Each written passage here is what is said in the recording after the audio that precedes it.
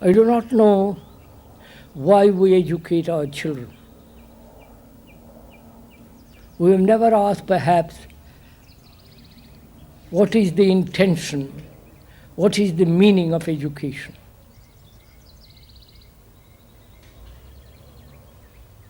Is it to turn out so many engineers, technicians, academicians, professors, specialists medically and otherwise?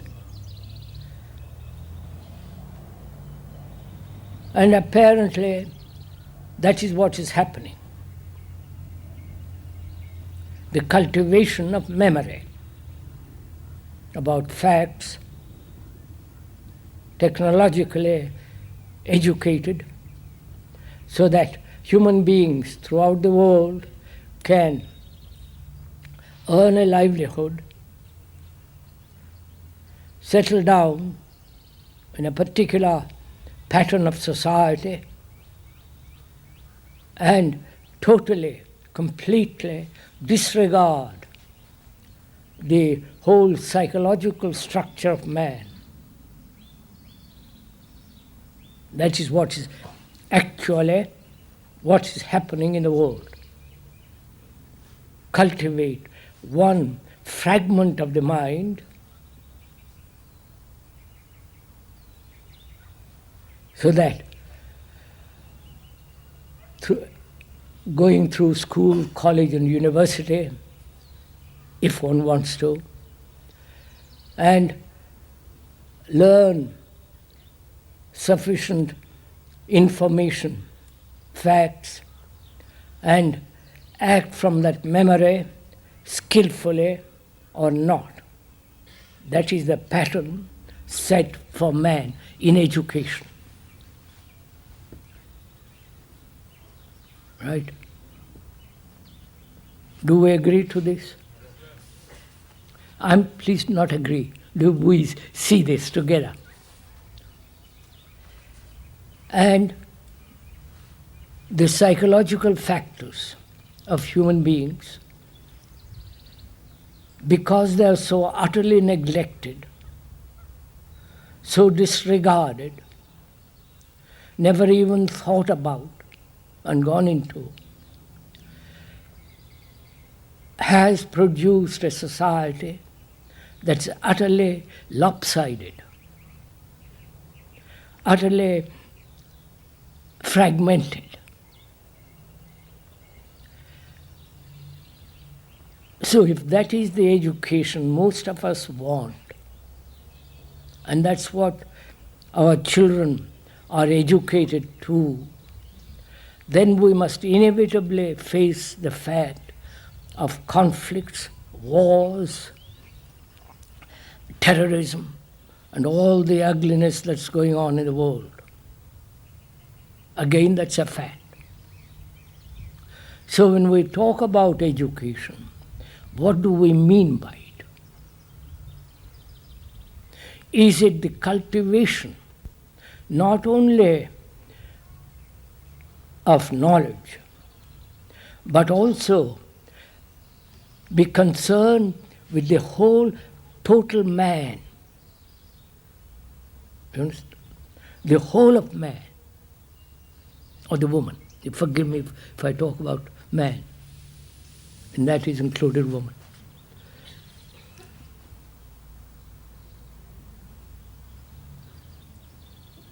And if it is the cultivation or the concern of education is not only the technical development of man with considerable information and knowledge, but also include in education the understanding of the whole psychological structure. The two should go together, and not one ahead or the other. So that man is a total human being, not a fragmented, broken being.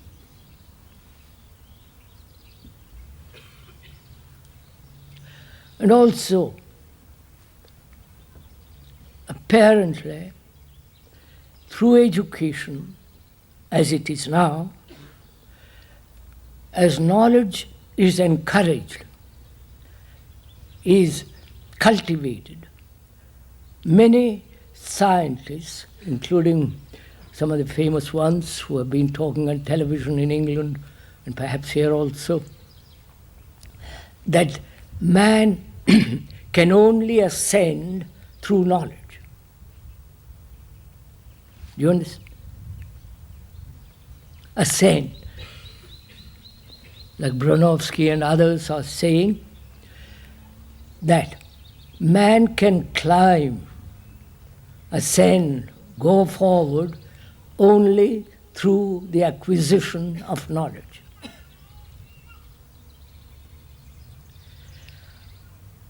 And these specialists, professors, experts, totally disregard the other field.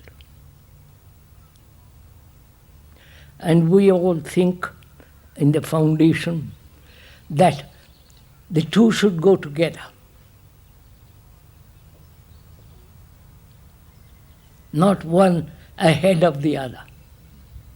So that man, education is concerned with the total cultivation, development, the whole of man.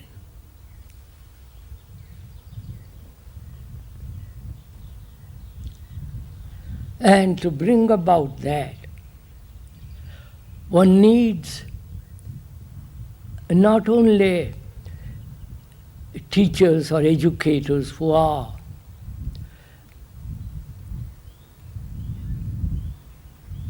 know a great deal about history and all the rest of it, but also are concerned with the other. Therefore, one finds it terribly difficult to find such teachers. Do you understand?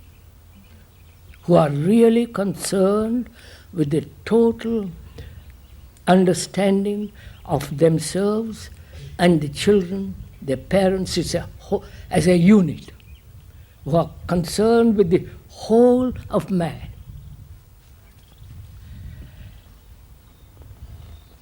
So that's one of our problems, to find proper teachers who are really concerned with the not only the deep inward cultivation, but also be excellent academically. The two marching together. Then also one of the factors is parents generally send their children to schools.